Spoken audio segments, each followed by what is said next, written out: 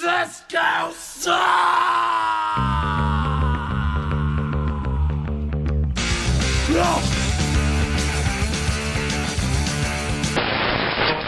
There's just been too many red cards in this league.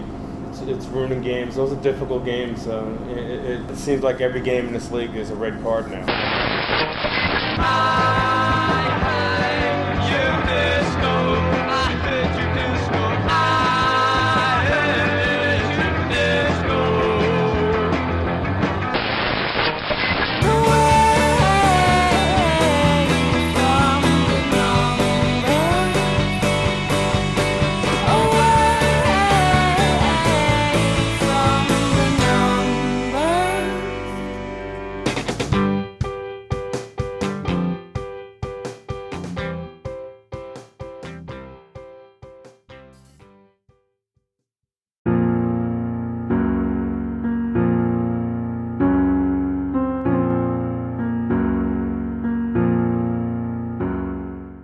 Please join us now in a moment's silence in memory of tackling, which has apparently died in Major League Soccer. Well, hello again, and welcome to episode 153 of There's Still Time, the AFTN podcast. I'm Michael McCall. And I'm Steve Pander. And a lot to talk about in this episode of the podcast, and a busy week ahead for the Whitecaps, both teams, MLS and USL. But before we get into the meat and bones of things, let's take a little look back at the LA game. We didn't get a chance to do a post-game show on Saturday, so we'll chat a little bit about it now, Steve. I guess first thing to ask you, just general overall thoughts of the game. General overall thoughts, obviously it's hard to say general thought when the game turns so differently at a certain point. I don't want to give away spoilers, but overall, I think the Whitecaps were okay to salvage a point. Who knows how the game would have turned after the 28th minute, if it would have been flowed the same way or what would have happened. So it's hard even to give general thoughts at this point. But they got a point out of it. Would prefer to get 3, but you can't really. When you're playing one man down, it's hard to choose your result. And it was one of those games, like going into it against a star-studded LA team, although not as star-studded because a lot of the stars didn't turn up at BC Place on Saturday. Well, one had a legitimate excuse. Well, yeah. Surgery. Anything. Robbie Keane would do anything to not play on that BC Place turf. It's like... But he's never stopped from coming. This is the first time he missed it. It's not the same when he's not here, actually, because I miss his moans after the game. He's a guy that... He knows what he wants to say to the media and he likes to get his things out there. And he just lets rip. Although Bruce Arena more than made up for it, I think, this week with some of his post-game comments. But we'll come to that in a little bit.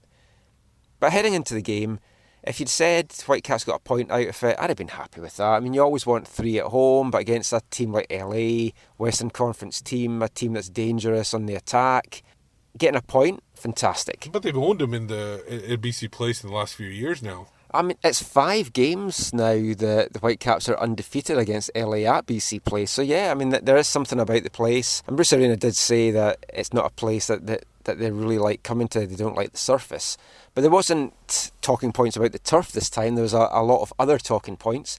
Before we get to the red card, which is obviously the big elephant in the room, but we'll look at the fact that the Whitecaps played over an hour with 10 men and still kept a clean sheet. And yes, it might not have been the first choice strikers that were out there for LA, but I mean some dangerous guys out there. Mike McGee, Juicy Zardes came on in the second half, but the clean sheet, back-to-back clean sheets now for the Whitecaps defence after a shaky start to the season.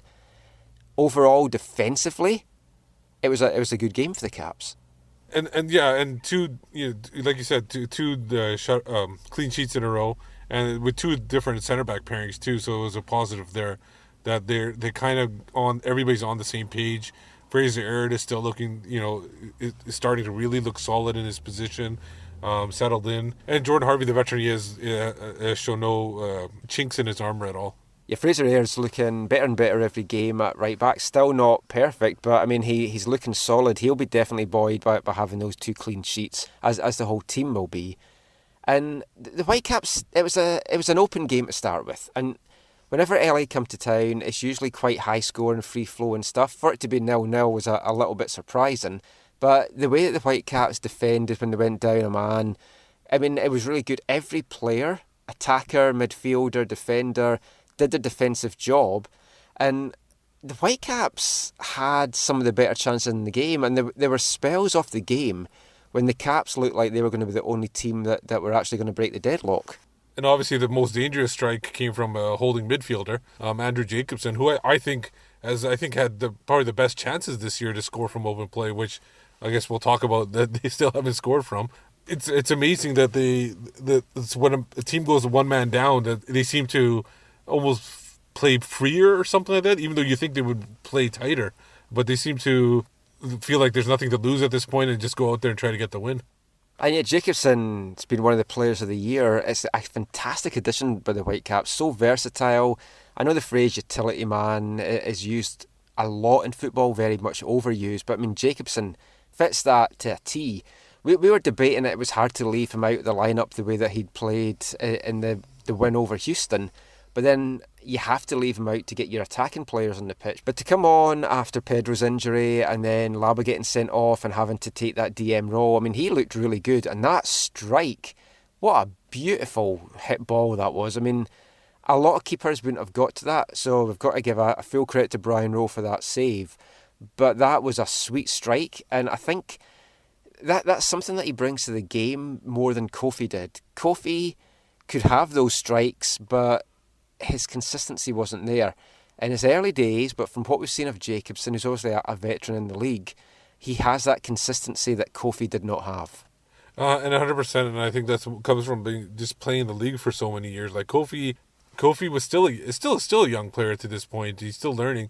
I think Jacobs is like in his 26, 27. He's played for a number of teams, and he's always, wherever he's gone, he's always been a solid player for that team, whether it was FC Dallas, Philadelphia before that, New York City's FC. I think he was like one of the higher rated passers on the team last year. Now, the only other sort of really strong chance that the Whitecaps had, it came in the closing minutes. Blas Perez was nearly slipped through with a ball, but an LA boot just got in the way and cleared it away.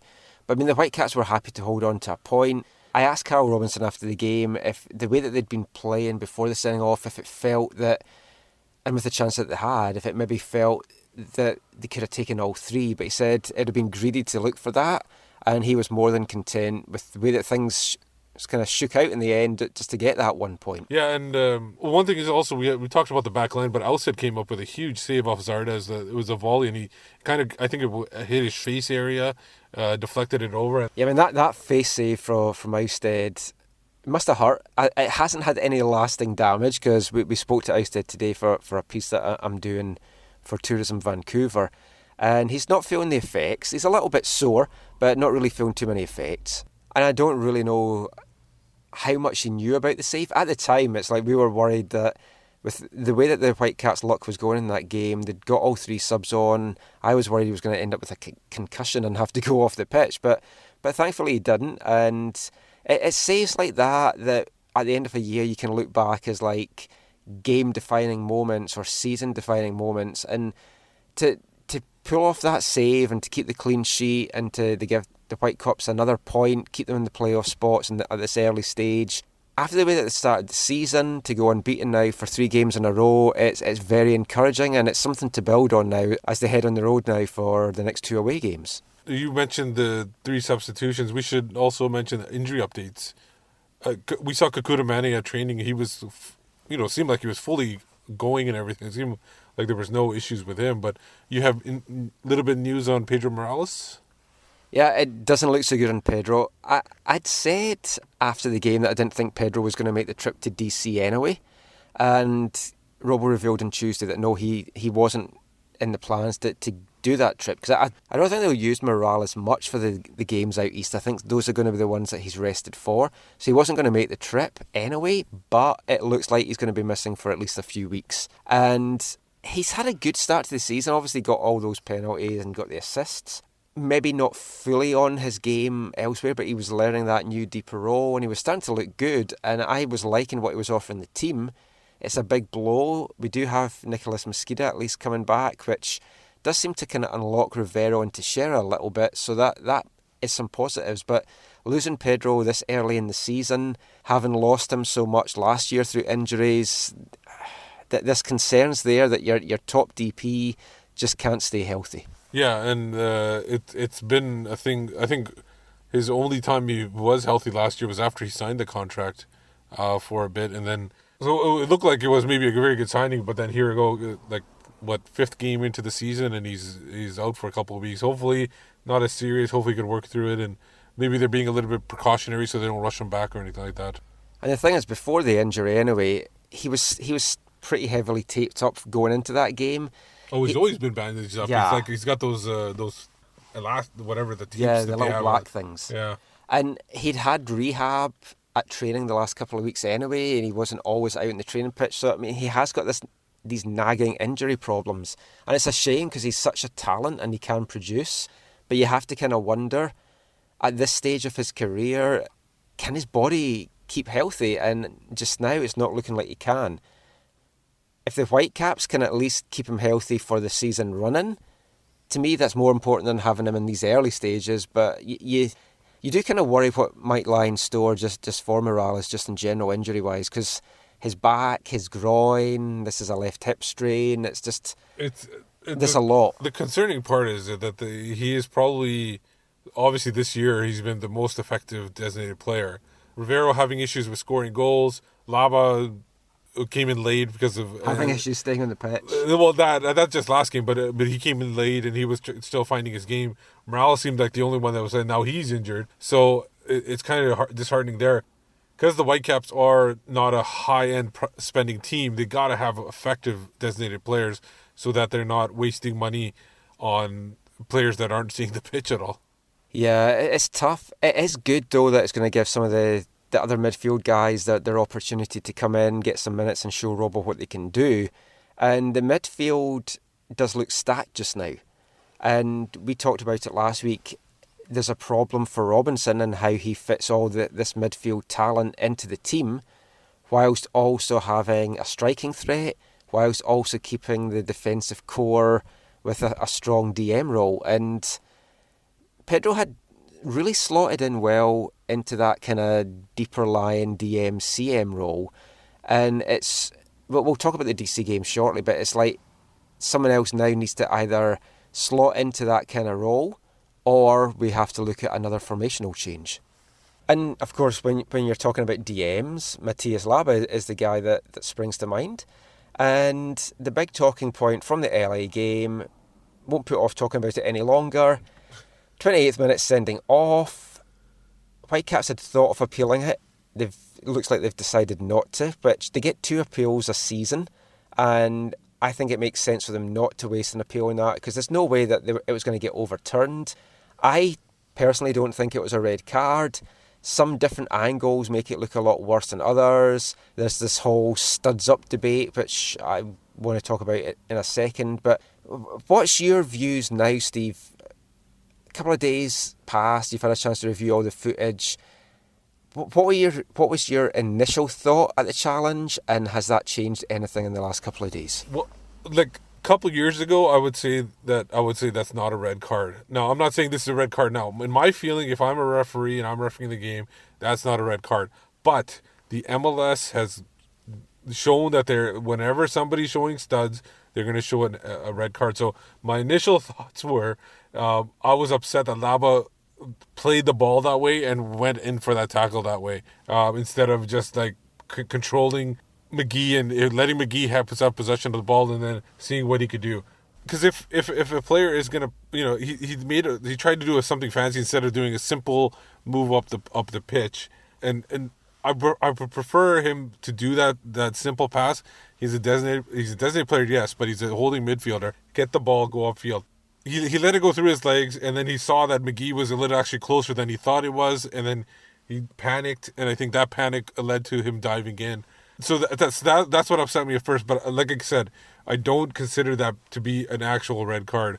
But if you do something like that, MLS referee is going to pull out a red card. Although the referee initially, I think he was going for a yellow, and then he got talked into the red card by the LA players. LA were not punished this week by Disco. Yeah. For mass confrontation, and that was a clear mass confrontation incident. But your point earlier about the Whitecaps not appealing, there is I believe I've seen it where somebody's appealed something and they actually added games on too. So there is a chance that if you appeal it, they actually look at it closer.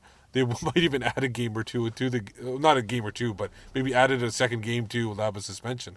And it is better to save the appeal, I think, for something that you've got more chance of winning. At the time, I didn't think it was a red card. I know from some angles it's doing the rounds, it looks like he was out of control. But Camera angles can make anything look horrible. Well, that's the thing. It's in real time, it didn't look... And if you actually... there's been a lot of talk about studs up. Yeah. And it's a stupid term. Yeah, it's a phrase. I mean, I was talking to a couple of ex-players about this, and it's a phrase that they don't like hearing because it kind of clouds folks' judgment. And in most tackles, if you're on the ground, your studs are going to be up. I wanted somebody to show somebody do a tackle without studs showing. Studs are going to show every time. Otherwise, you're going to break your own ankle. Exactly. I mean, you'll injure yourself if you try and keep your studs down. But if you look at the FIFA laws, nowhere does it mention anything about studs showing. It's talking about being out of control, excessive force, the chance of injuring the other player. That's all the terms. Studs up, studs showing doesn't even come into it. It just seems to be a North American obsession, especially with a lot of the media, that they like to use that phrase. And a lot of the folk watching at home, they don't necessarily understand what you've just said, that a lot of the time you can't tackle without studs showing a little bit. I think a better term is studs raised. Like if your studs are, if your feet are like along the turf or the grass or whatever when you're making a tackle, that's fine. But when you start raising it towards ankle area or obviously towards the knee when you're sliding or something like that, that's more dangerous. I think that should be considered. Maybe studs raised is a better term to use. I don't know. I'm not an ex-player, so I don't know exactly if they would be happy. The people you talk to would be happy with those. But what do you think about studs raised being a better term? I just wouldn't mention studs at all. People are going to mention studs because they see them all the time when the tackles are made. Now, the other thing with Laba as well is a lot of it, as you say, he brought it upon himself. It was a foolish play to start with. He obviously wasn't aware that McGee was behind him when he let the ball run through, so they tried to make amends of it. And a complaint that I've got about Laba, as much as I think that he's one of the best midfielders in the league, one of the best DMs in the league, he can definitely go on and play at a higher level, he does have this tendency to kind of lunge in on a tackle. Yeah. And we've seen it a lot. And there's been times, and I was talking about this to a couple of guys at training today, there's been times that he's made similar tackles and he's lunged in and it's had me cringing, but he's been lucky and he's won the ball. So these split seconds where you either get the ball first or you don't get the ball first, when you lunge in, perception-wise for a referee, and especially if you're playing away from home in the home crowd as well, it's definitely going to look worse. It's Laba's style. That's how he tackles. He has an unorthodox running style, an unorthodox tackling style, and I think sometimes it makes things look worse than it was. And I'd have given a yellow card for it. If it had been a Whitecaps player, I maybe would have been shouting for a red card for it. So that's me being very hypocritical there. But it's something, you look at the Brick Shea tackle against Portland on Sunday, and he's now been suspended for that. Was worse too, that tackle. And for me, a sending off tackle, it's if you're out of control and it can be deemed reckless, I would give a red card. And I don't think you can fully argue that Laba was out of control. But I do think you can fully argue that Shea was out of control. Well, he was scissors up. He wasn't studs up. He was scissors up. He was basically scissored the guy from behind. But someone else I was speaking to today had said that they didn't think that the Shea tackle merited more than a booking because there was no danger to the other player because the legs and the studs weren't anywhere near the player. But it was worse. It was a worse tackle than the Laba one for sure. And of course, then Shea stays on the pitch and scores. So, which I don't have any complaints because it's against the Timbers. Oh, yeah, I mean, I'm very happy with that. But you have to say, it's like that was a game-defining moment, possibly. I mean, would Portland have been any better with the man advantage? Hard to say. But it was one of those things, the referee didn't send him off. He now has sent him off. Or Disco have now sent him off or suspended him, basically. I'd love to see that where the committee actually sends him off and they have to walk they head down to Orlando and give him a red card. Yeah. But it doesn't help Portland in the slightest now because they've lost that game. They've had the guy score against them. It was like Kudo's suspension. He misses the LA game, but that doesn't help Houston at all. So, I mean, the disco hot thing, they're getting far too involved this season. You have to think that the referees aren't happy about it. I mean, we know that the players and we know that the managers and that the fans aren't happy about it. I mean, Bruce Arena, when the manager that benefited from the sending off on Saturday, Bruce Arena, is highly critical of it and criticising how it's ruining games. And you had players like Maurice Edu and Will Johnson piping in saying that it is ruining games. And Will Johnson said he couldn't watch any more of the game after that because for him the entertainment was going to be devoid. And yeah, I mean, it's not something that the TV companies are going to be happy with when you have a guy sent off, a team bunkering down, and as a spectacle, it's not very good. And one thing I've heard is that MLS might actually be backing down a little bit after all the uproar and all the coverage that it's got. So end of disco? End of disco. Disco days are over. And I think punk football has won through instead of disco, which is good. But I have heard that they might be about to back off. They'll probably back off a little bit on the suspensions afterwards or something like that. We've heard that there are some teleconferences with broadcasters this week where they're wanting to get the message across as to exactly what they're looking for. I know. I think this is one to watch for the next couple of weeks. Whether it will make any difference, we don't know. And we were actually having this debate at training today. If they don't back off, they've changed the game completely here. So then you look at, say, the residency guys that are coming through. Do you work differently with them because you're going to have to change how they tackle so when they move up to the big leagues that they take that element out of their game, that tackling isn't a big part of the game, which to me would be ridiculous and it just ruins the game completely. No, because that's the thing. If MLS is doing this, that's going to affect, and if they start teaching that at residency, those residency players are not going to be going over to Europe because they're not going to be effective tacklers there because that Laba thing is just a foul somewhere in Europe. It's not even carded or anything like that. I remember seeing a tackle on the weekend, I think it was a Premier League, which was much worse than Laba's tackle, and it was a yellow card. That's the thing. I mean, there isn't consistency across the world with this. And you're going to have players coming into the league that think, I don't understand how that's not a tackle. And Bolaños told me that a couple of episodes ago in the podcast after the Seattle game. I ran our Bolaños audio where he basically said that MLS have different rules. Yeah. And, like you said earlier, Bruce Arena's up, saying there's too many red cards because he's got one of the guys that played the hardest in Nigel de Jong, and how is that going to affect his game? And you don't want to be talking about referees every week. You don't want them to be the centre of the attention. Well, sometimes it's good. There's nothing like a good Geiger controversy to get the internet up in arms. But it's not ideal. We'll just keep an eye on it, and we'll just take bets now as to who we think the next Whitecaps to be suspended is. And with all the suspensions the Whitecaps have got so far this year, it's incredible to think that with Blas Perez and Kendall Waston on our team, they're two of the guys that haven't been suspended yet. Or Ka. Yeah. But of course, the Laba suspension means that he's going to be missing for this weekend's game against DC, forcing Carl Robinson into another lineup shuffle. Or formation shuffle. And of course, Pedro's missing as well, but he wasn't going to make the trip. So, I mean, DC coming up, winless so far after 5 games, really struggling, which is what you actually tipped them to do this season, Steve. Yeah, we talked about it at training earlier before we started recording. My theory was on them was they're a team that needs to switch over quite a few players because a coach like Ben Olsen, who is very difficult to talk to after games, whether he wins or loses, I'm sure the players eventually get tired of his act as well.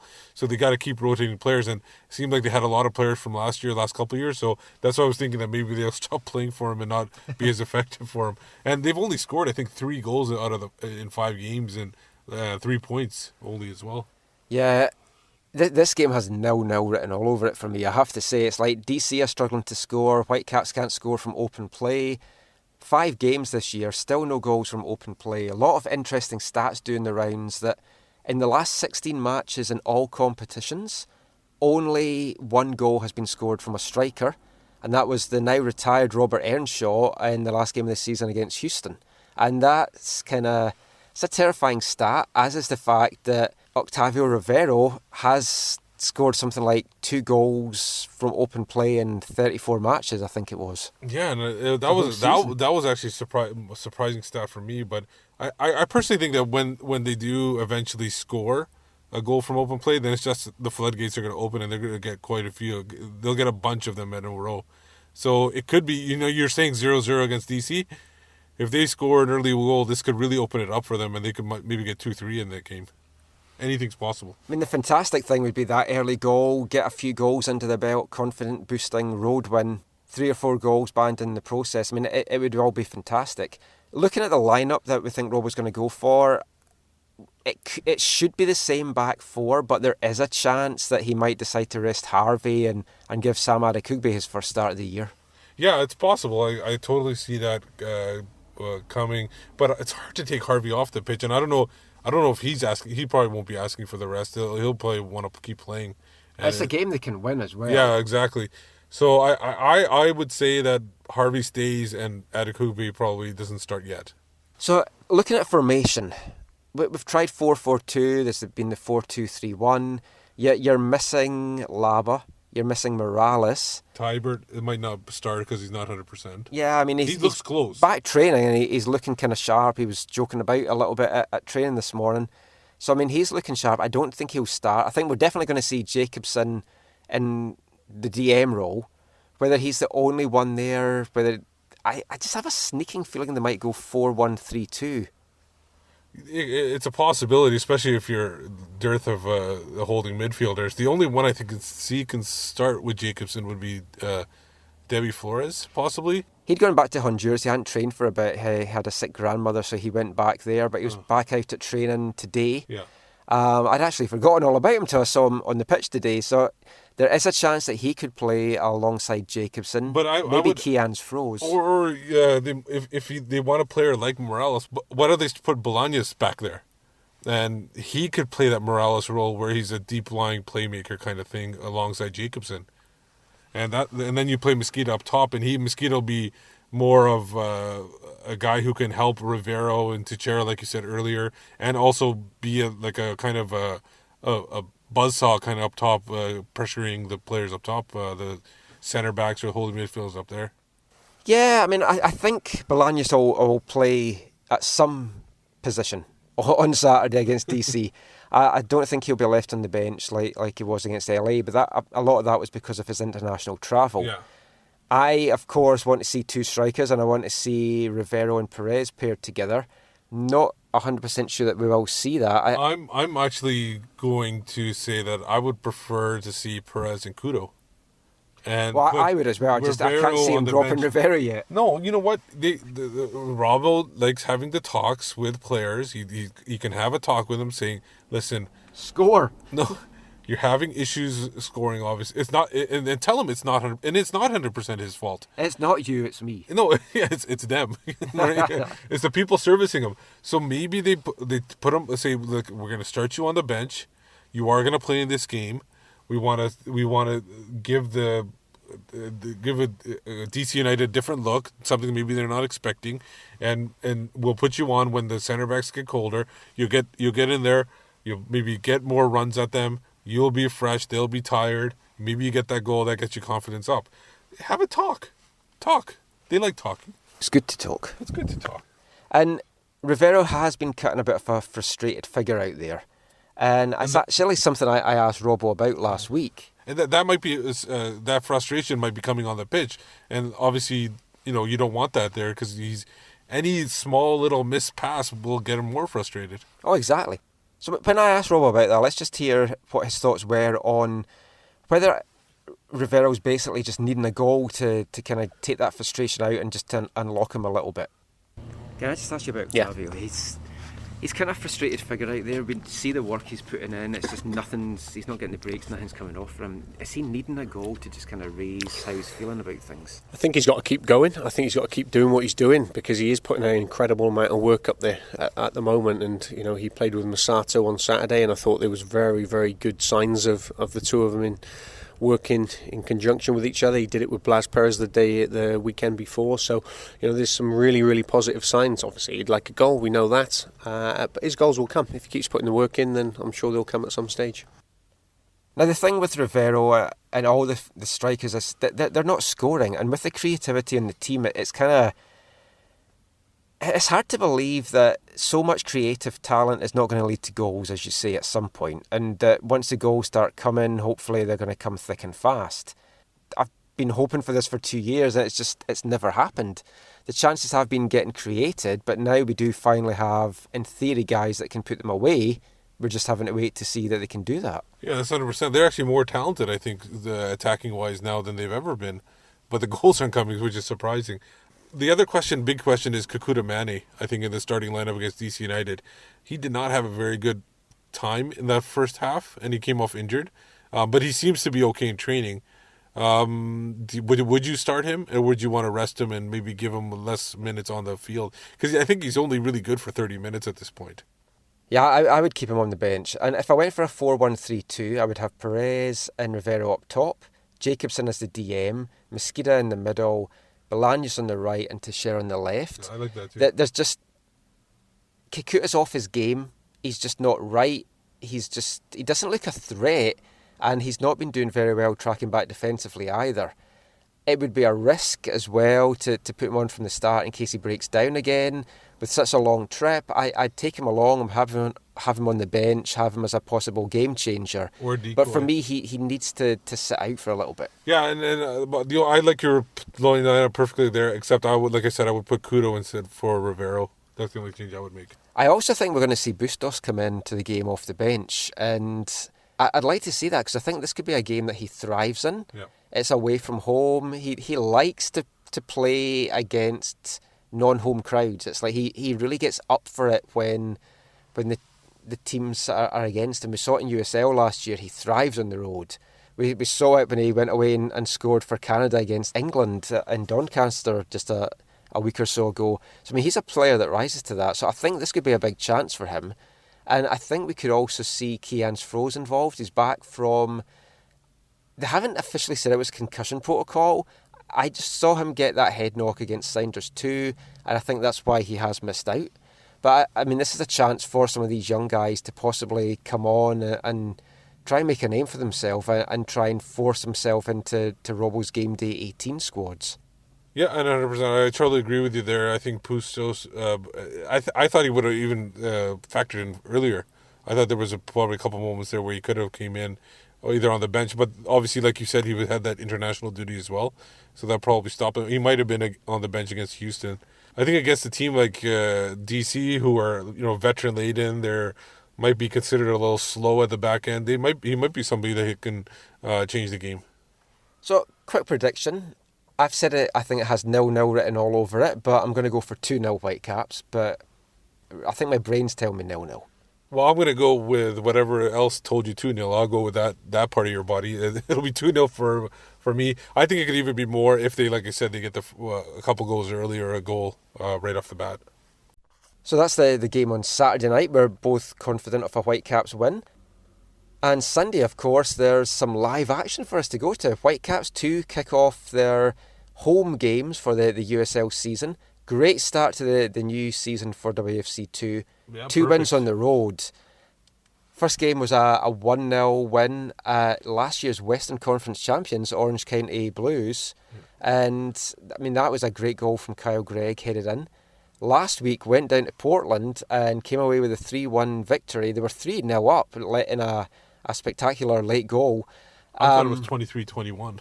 No, I was confused when the email came in from the result and it said Whitecaps 2-3 and White Timbers 2-1. I thought it was 23-21. That's a high score. That's the kind of games that I think the TV folk are wanting with all these red cards. Yeah. But it was a great win, and it was a penalty from Kyle Gregg. 2 great goals from Daniel Haber as well. So talking of Daniel Haber, got a chance to catch up with him a week or so ago, and you might have read this interview up on AFTN. But for those of you that haven't heard it or want to hear it again, let's hear now from Whitecaps 2 striker, Canadian international, Daniel Haber.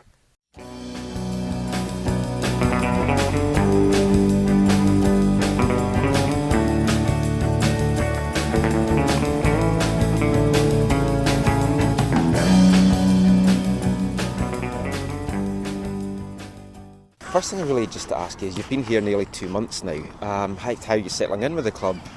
I'm settling in well. I felt pretty good at the beginning. I was training with the first team a little bit, and then I had a small injury in Arizona, which was a bit of a setback and a bit disappointing, but only kept me out about a week. And then when I came back to Vancouver, I rejoined the USL team, and it's been good. I feel like we've made progress as a team, and individually I'm feeling more comfortable with the style they want us to play. What was behind the decision to come here? Obviously, you've been over in Europe and Israel and Cyprus for a bit. So what made you decide to come to Canada? I had a talk with Alan when I was overseas, and he just explained to me what the program was like and what the opportunities are like here. And he made it sound very attractive in terms of, in football, nothing's guaranteed. And I have a clear goal in mind, and that's to go up to the MLS. And I felt like this was a good opportunity to do so, to succeed. And I had heard nothing but good things about the Whitecaps organization also. With the clear development pathway, like between USL and MLS, and like Robbo's keen to give young players a chance and everything like that, was that the driving factor behind it, that you might have gone to another club and there wasn't just that clear kind of route or that pathway there? Yeah, absolutely. And it definitely helps to be back in Canada, and Vancouver's a great city, but I've heard nothing but great things about Robbo as a coach and about the organization and the way that they really value the development of players, and they want to bring their own players up, and they want to see the success of young Canadian players.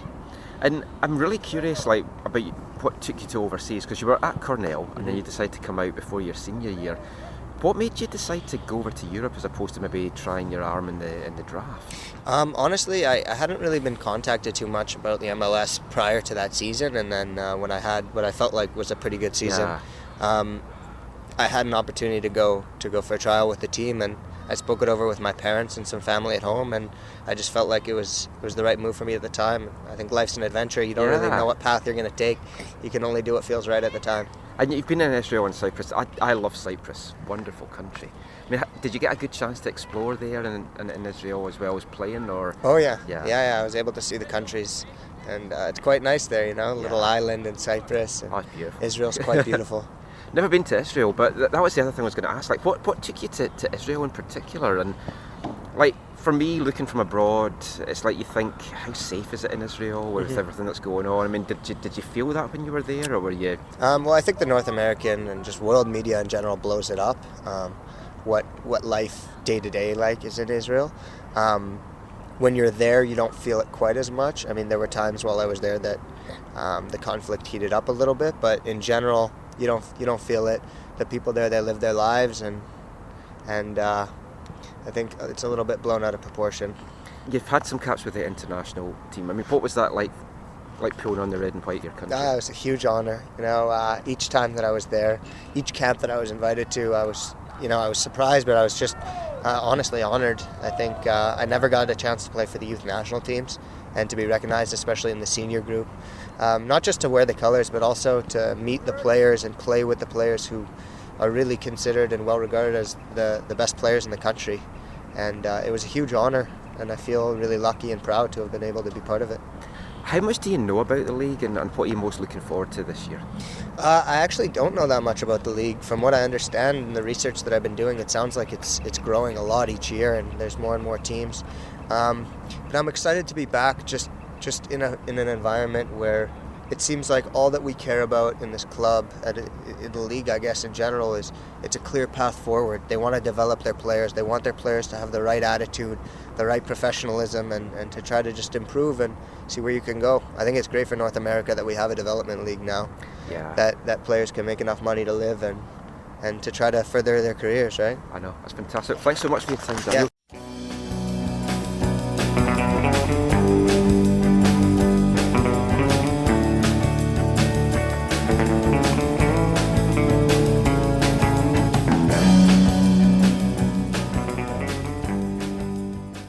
So Daniel Haber there. Definitely a great addition to the Whitecaps 2 lineup. He's going to be pushing hard for an MLS contract, and if he keeps the form up that he started the season, he's got a really good shot of getting there. He led the team in scoring pre-season with 6 goals. 2 goals now at the start of this season. He's looking really sharp. No, it's a friendly competition between him and Cal Gregg. both of those guys are younger veterans who are looking to make a move up to the next level, and it'll be interesting to see. That's the kind of player you need. Somebody who's not on an MLS contract, but is hungry enough, and so they're hungry to get that contract and go up that, like I said, that one level. Yeah, I mean, hungry and very talented. Yeah. And I'm excited to see both. And I think, last year we saw a lot of like switching and chopping and changing up front. But I think Alan Koch this year is going to go with those two for a majority of the games. And that's going to help. And the thing is, both of them offer different looks too, because Greg is more of that center forward type. Yeah, big and guy. While Haber can play in the box, but also is kind of in and around the box too, a number 10 type. Yeah, I think they complement each other well and they contrast each other well. And I have to say, I know it's only 2 games in, but from what I've seen pre-season, even going back to the pre-season camp in November, Alan Koch has put together a fantastic squad this year. And he's weaving in young players too, so he's getting those young players in. He's not being forced to start MLS players as much, and he's kind of building a team. And you don't have to worry about somebody from up top coming down and bringing players like Brett Levi, who I think really had a good game against Portland, and some other guys that are really showing what they can do. Yeah, I'm excited to see what they're going to do this year, and a lot of young Canadian talent. When you look at the team that the Whitecaps put out against Portland, you had, I think it's 4 teenagers out there. Yeah. You had Kadin Chung getting his first pro start, Tommy Gardner was playing, 15-year-old Alphonso Davies, and you're looking at that youth and you're seeing guys that's the future of the club, and they're getting minutes against men, and they're doing well, and they're taking their opportunities, and that's what it's all about with this team. And I think it's very important to get the right veterans in the lineup, not just finding people and just throwing them in there. To get people that are solid enough to elevate those young players, to give them confidence to get forward and play their game. One of the guys we're talking about there, Kadin Chung, got his first pro start against the Timbers on Saturday. Made a couple of sub appearances for the team after signing his contract last year. Signed as a 16-year-old, he's 17 now, and he's definitely one from the future. Carl Robinson's very high on him. Took him down to pre-season camp with the first team. Has said that don't be surprised to see him get some minutes with the first team this year. Obviously not at MLS level, but I think we can expect to see him play in the Canadian Championship for sure. And I had a chat with Kadin for USLsoccer.com on Friday. You might have seen the interview up there, but here's the full extended chat that I had with Kadin. There was a lot that didn't make the USL article, so we just had a chat about Kadin, about breaking into the Whitecaps, reckoning, being away with Canada and scoring against England, and just a whole load of other things as well. So let's hear from Kadin now.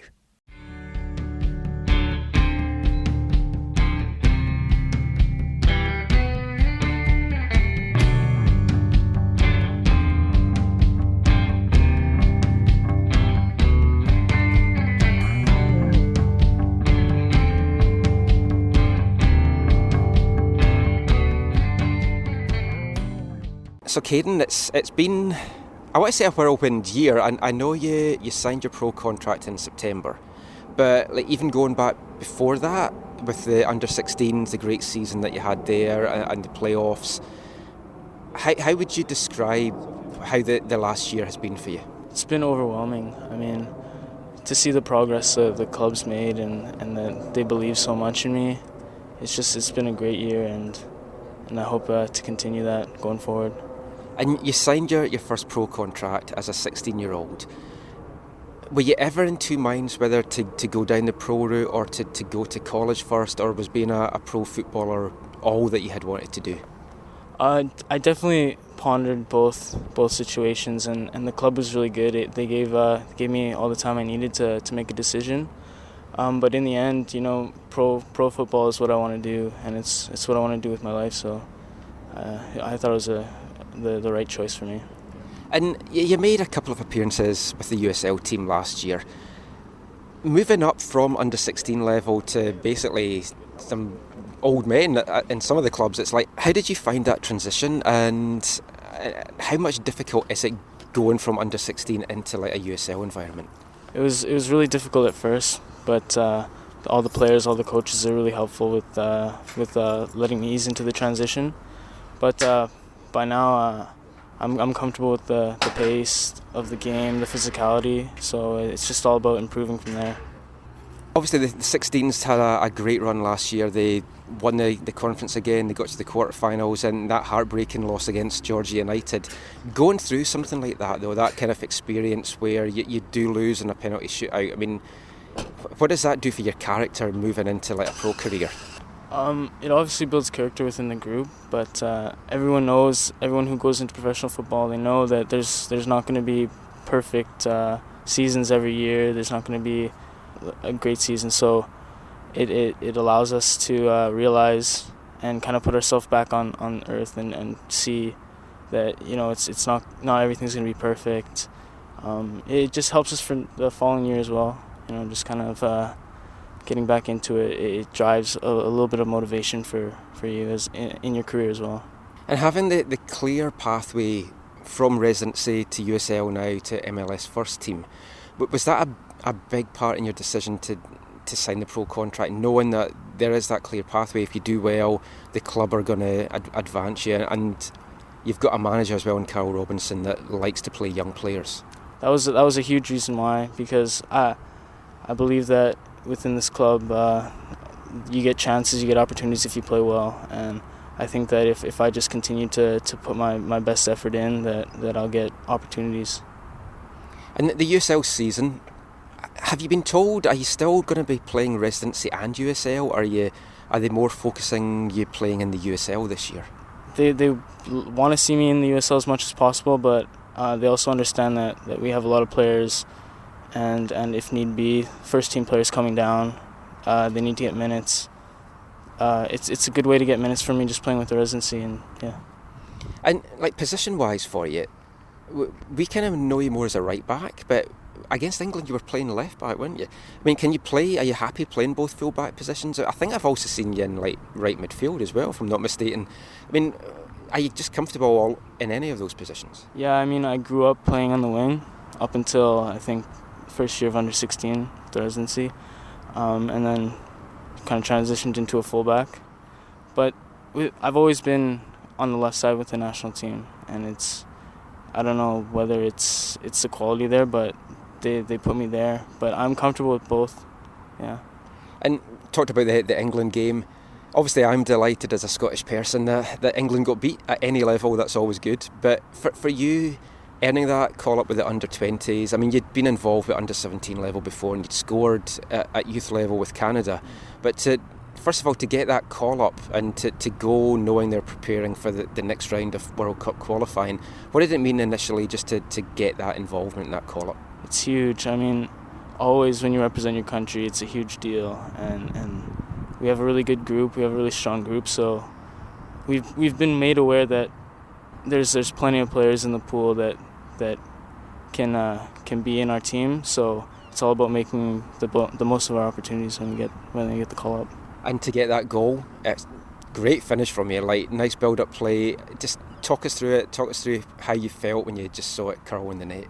I mean, I was a little surprised actually. I was pretty shocked that it went in because it just kind of opened up for me, and the way I hit the ball, I knew right away that it was going in. So, yeah. And in your journey in the last 7 months, like coming up to the USL team, you've done it with guys that you know and you've played along with for years. Going to the Canada camp, you had like Bustos there, Carducci and Alphonso Davies and stuff like that as well. Does it just put you at ease having that familiarity around you, or are you not a guy that really gets nervous? Not around people. Our group is really tight, and it obviously helps to have some players local, some players that you know, but as a group, we're all really close, and the coaching staff's done a really good job of helping us bond, and we're a really strong group that way. And is it nice not being the baby of the USL team anymore? Now Alphonso's signed, it's like you're old compared to some of the guys now. Yeah, I mean, we had a meeting at the beginning of the year about what the rookies were gonna do. Like we have kitchen duties and stuff like that. So it's kind of nice when he comes up. He can take most of the jobs. Yeah. That's great. I spoke to Carl yesterday about you, and he feels that playing in the USL this season, it's going to be massive for your development, and he's very confident that you've got what it takes to move up into the first team. The play in the USL, how important do you see that now to this next stage of your development? It's huge because you can have all the technical abilities, you can have the right mentality, but a huge part of making that jump from residency into either USL or first team is the physicality. And Carl and the coaching staff, they've made it clear to me that in order to make the next step, I need to become a more physical player, and by playing in the USL, that really helps with that, so it's important. And you went down, or you were involved in the whole pre-season camp, went down to Arizona, we're down in Portland. How did you find the pre-season? Because Ka seemed to be playing a lot of tricks on you. Yeah, I mean, especially the older players. I mean, you have players like David making the young guys do stuff on the planes and stuff. But honestly, I had a really good time, and it was really good to get out and experience the first team preseason. Carol had said that yourself and Alfonso not to be surprised to even see you playing in the first team at some stage this year, which we took to mean maybe Champions League, but more likely the Canadian Championship games. To run out a BC Place in one of those games in front of like 20,000 people, what would that mean to you? It would mean everything. I mean, like, I'd probably have my whole family out there, and it'd just be an amazing experience. I've dreamed about that moment for I don't know how many years now, so it'd be huge. Well, that's great. Thank you for your time today, Kadin. Good luck, and we'll catch up with you throughout the season.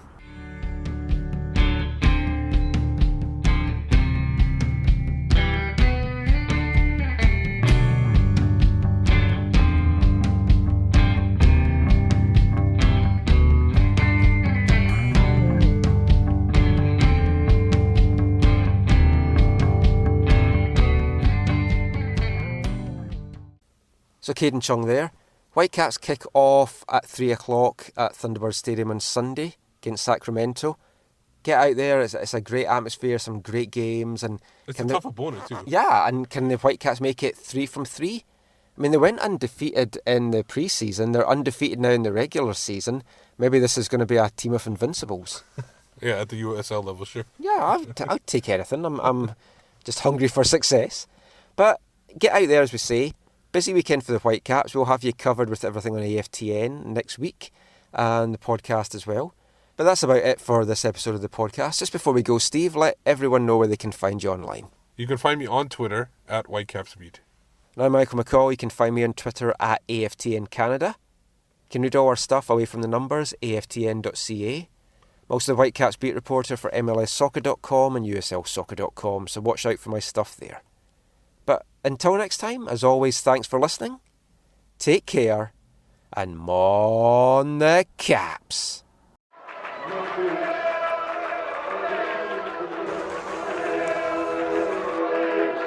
Going to your first match is an experience you never forget. The atmosphere of what's going on around the pitch looks beautiful, and you always look and go, wow, I'd love to play here one day. If you get the bug, it's going to stay with you for life.